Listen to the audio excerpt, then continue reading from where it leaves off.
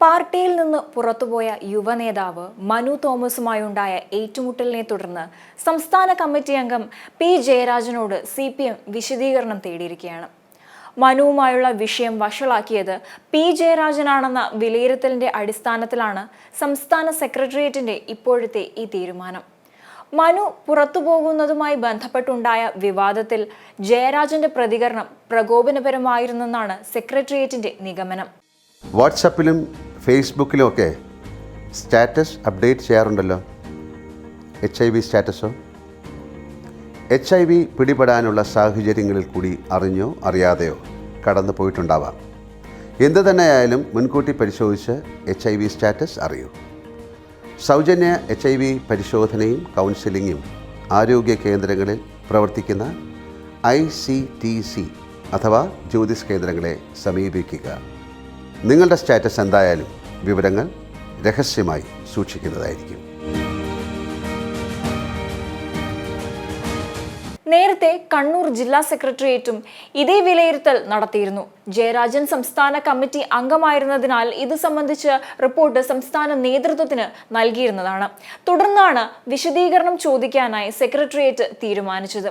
മാധ്യമങ്ങളുടെ CPM വിരുദ്ധതയാണ് മനുവിന് പോരാളി പരിവേഷം നൽകുന്നത് എന്ന വിലയിരുത്തലുണ്ട്. 15 മാസമായി ഒരു രാഷ്ട്രീയ പ്രവർത്തനവും മനു നടത്തിയിട്ടില്ല.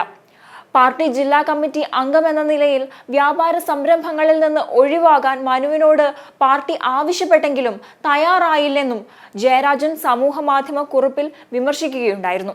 ഇതിന് മറുപടിയായി കടുത്ത വിമർശനവുമായി മനുവും രംഗത്തെത്തുന്ന സാഹചര്യമുണ്ടായി. പി ജയരാജന്റെ ഇന്നത്തെ അവസ്ഥ വളരെ ദയനീയമാണ്. ഉന്നത പദവിയിലിരുന്ന് പാർട്ടിയെ പ്രതിസന്ധിയിലാക്കിയ നേതാവാണ് ജയരാജൻ. പാർട്ടിയിൽ പുതിയ ഗ്രൂപ്പുകൾ ഉണ്ടാക്കാൻ ശ്രമിച്ചു. നാട്ടിലും വിദേശത്തും മകനെയും കൊട്ടേഷൻ സംഘത്തെയും ഉപയോഗിച്ച് കച്ചവടങ്ങൾ കെട്ടിപ്പോക്കി. ക്വാറി മുതലാളികൾക്ക് വേണ്ടി മലയോരത്ത് പാർട്ടി ഏരിയ സെക്രട്ടറിയെ മാറ്റി. ഇങ്ങനെയുള്ള വിമർശനങ്ങളും മനു ഉന്നയിച്ചിരുന്നു. മനുവിന്റെ കുറിപ്പിന് മറുപടിയായി ആകാശ് തില്ലങ്കേരി എത്തിയതോടെ മനു ജയരാജനു നേരെയുള്ള വിമർശനം കൂടുതൽ കടുപ്പിക്കുകയാണ് ഉണ്ടായത്.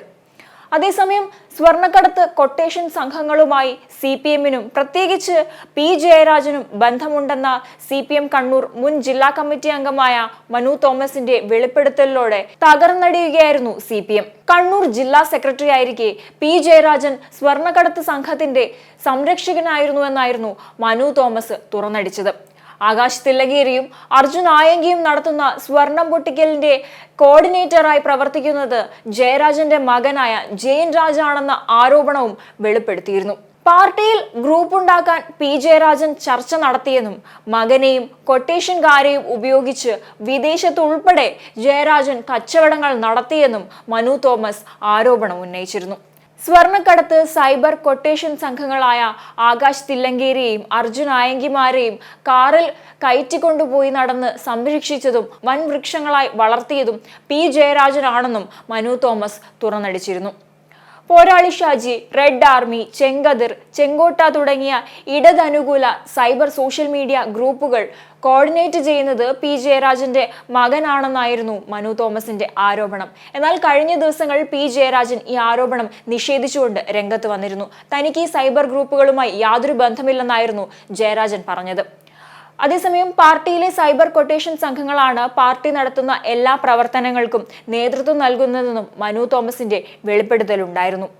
പ്രതിരോധിക്കാൻ കൊട്ടേഷൻ സംഘങ്ങളും അവർ നേതൃത്വം നൽകുന്ന ഗ്രൂപ്പുകളും തന്നെ പാർട്ടിക്ക് വേണ്ടി പരസ്യമായി ഇറങ്ങിയതും പാർട്ടിയുടെ സ്വർണ്ണക്കടത്ത് ബന്ധം വ്യക്തമാക്കുന്നുവെന്നാണ് വിലയിരുത്തൽ.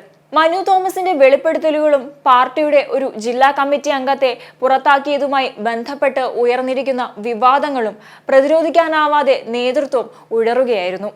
അതേസമയം മനു തോമസിന്റെ വെളിപ്പെടുത്തലിനെയും ജയരാജന്റെ കൊട്ടേഷൻ ബന്ധത്തെയും ചൊല്ലിയുള്ള പാർട്ടി അണികളുടെയും പ്രവർത്തകരുടെയും ചേരിതിരിഞ്ഞ ആരോപണ പ്രത്യാരോപണങ്ങളുമായുള്ള സൈബർ പോരാട്ടം പാർട്ടിയുടെ സൈബർ ഇടങ്ങളിൽ ഉണ്ടായത് വലിയ രീതിയിൽ തന്നെ പാർട്ടിയെ പ്രതിരോധത്തിലാക്കിയിരുന്നു.